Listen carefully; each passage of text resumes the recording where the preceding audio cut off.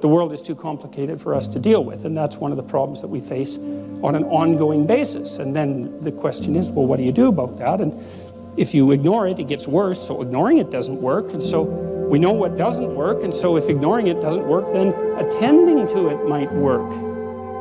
And that slots very nicely into the hero mythology that promotes the idea that if there's a dragon in the neighborhood, let's say, that hiding in the basement just makes it grow larger. It's time to go out and confront the damn thing. And the general stories is, well, you might get killed because it's a dragon, but it's only might as opposed to definitely will get killed if it happens to attack you at 3 in the morning at home when you're hungover and it's been a bad day and you don't have your sword and your shield at the ready, which is generally what happens to people who avoid things. So it's not something that should be recommended. How much time do you spend maintaining a house? Well, a lot. And why is that? Is because the house falls apart because you're stupid, and the house falls apart, well, because you do repairs wrong or you ignore things, right? The house falls apart because you're incompetent. But even if you're competent, the house falls apart, right? It's just entropy, and so things have a proclivity to fall apart on their own, so you just have to run like mad just to keep them doing what they're supposed to be doing. And then, of course, that is complicated by your own willful blindness and inadequacy as a repair person and refusal to attend and all those other things. So, and that's a very classic idea, the idea that the earth is periodically flooded for 2 reasons. One is things fall apart. Just entropy, it's straight entropy. Things fall apart of their own accord. And that's one of the things that we have to contend with. And then the rate at which things fall apart is sped by the sins of men. That's the other idea. And you know that. Everyone knows that because you know, your car breaks down on the highway and you think, God, that's so inconvenient. And then you shake your fist at the sky, and then there's part of you in the back of your mind that goes, God, I knew that rattle that I wasn't paying attention to actually signified something, and I knew I should have paid attention to it, and I didn't, and now I'm in the situation that I'm in now. And I bet you this happens to people 2 or 3 times a week, is they do something stupid that they know they shouldn't have done, that they told themselves not to do mere seconds before, and they know, the voice says, don't do that. Yeah, you do it. You can get nailed for it exactly the way that you knew you would get nailed for it, and then you're hurt doubly because not only did it fall apart, but you're the idiot that made it fall apart, knowing full well that it was going to fall apart and ignoring it. And so that's the idea behind the notion that there are 2 reasons that things fall apart: thermodynamic entropy and the proclivity of people not to attend to things they know they should attend to. And partly we do that because if a problem emerges, it always announces itself, unless it's a really, really tiny problem and you're approaching it voluntarily, it always announces itself with negative emotion. And no wonder, because it's a problem, right? And one of the logical responses is to sort of freeze in the face of the problem.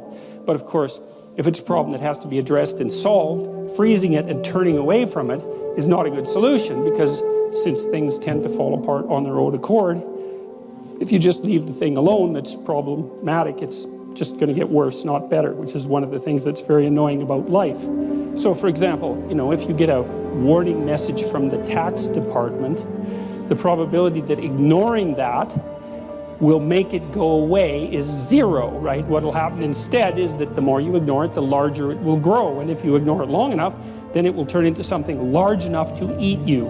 And that will be the end of you. It's unbelievable the degree to which our sanity depends on a functioning sociological structure. And here's why. Well, first of all, you kind of need to know what to do every day. You have to have a routine, because you're an animal, and if you have a dog or a cat, dogs are a really good example of this. Dogs like routine. They like to be walked the number of times a day that they're supposed to be walked, and they get quite sick very rapidly if you don't routinize their days. Children are exactly the same way. Now, you can overdo it, right? But still, you need to know approximately when you should get up. It should be approximately the same every day. You need to know approximately when you're going to eat. You need to know what you're going to eat. You need to know who you're going to eat with. You need to know where to buy your food. It's like 80% of your life, 70% of your life, something like that, consists of those things that you do every single day, that you repeat. And those are often the things that people think about as the trivial elements of their life, but one of the things I would like to point out to you, if you do the mathematics, I did this with a client of mine who was having a hard time putting his child to bed. They were having a fight every night. And I knew by that time, the studies indicate that most parents only spend 20 minutes per day of one-on-one time with their child. Now, the reason for that is that people are busy, and it's actually not that easy to parse out 20 minutes of one-on-one time. It's a lot bloody more time than you think. But that's all there is, 20 minutes. And he's spending like 40 minutes a day fighting with this kid, trying to get the kid to go to bed. And that's not very entertaining. You know, you think, well, it's just having a scrap with the kid about going to bed. But it's no. If it happens every day, it's a catastrophe. So you do the math. So we'll say 5 hours a week for the sake of argument, just to keep it simple. It's 20 hours a month. It's 240 hours a year. That's 6 40-hour work weeks. So that guy was basically spending a month and a half of work weeks doing absolutely nothing but having a wretched time fighting with his son, trying to get him to go to bed. Horrible, right? That's just way too much time to spend doing something like that if you want to actually have a positive relationship with someone, because it's just too punishing. And so, well, so you need structure, you need predictability, and you need more of it than you think, just to keep you sane. Now, if you're lucky, and maybe a bit odd, you can deviate 5% from the norm, or 10% from the norm, or something like that, carefully and cautiously, as long as the rest of you is all well ordered in a normative manner. You might be able to get away with that, and you might be able to sustain it across time, and people might be able to tolerate you if you do it, or maybe you'll get really lucky and you happen to be creative but reasonably well put together, and people will actually be happy that there's something idiosyncratic and unique about you.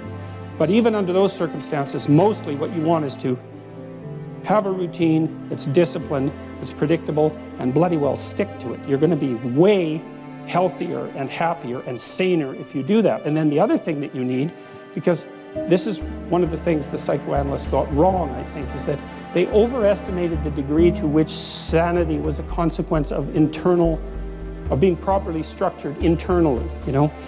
Because from the psychoanalytic point of view, you're sort of an ego, and that ego is inside you. And of course, it rests on an unconscious structure. But the purpose of psychoanalysis is to sort out that unconscious structure and the ego on top of it, and to make you a fully functioning and autonomous individual. But there's a problem with that, because the reason that you're sane as a fully functional and autonomous human being isn't because you've organized your psyche, even though that's important. The reason that you're sane if you have a well-organized unconscious and ego is because other people can tolerate having you around for reasonably extensive periods of time, and will cuff you across the back of the head every time you do something so stupid that people will dislike you permanently if you continue. And so what people are doing to each other all the time, just non-stop, is broadcasting sanity signals back and forth, right? It's like you smile at people if they're not only behaving properly, but behaving in a way that you would like to see them continue to behave.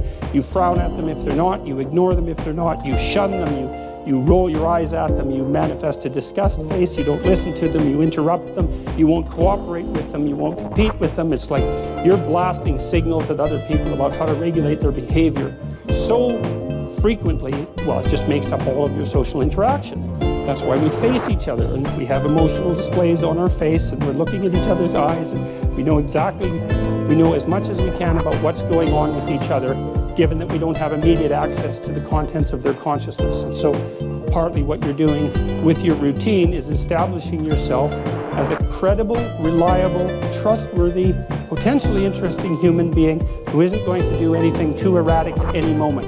And everyone else is around there tapping you into shape, making sure that that's exactly what you are.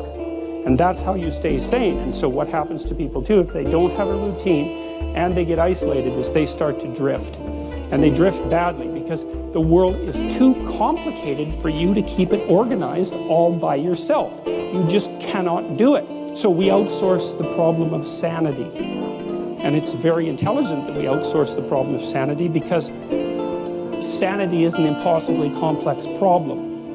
And so the way that we manage the incredibly complex problem is we have a very large number of brains working simultaneously on the problem all the time. It's like a stock market for sanity.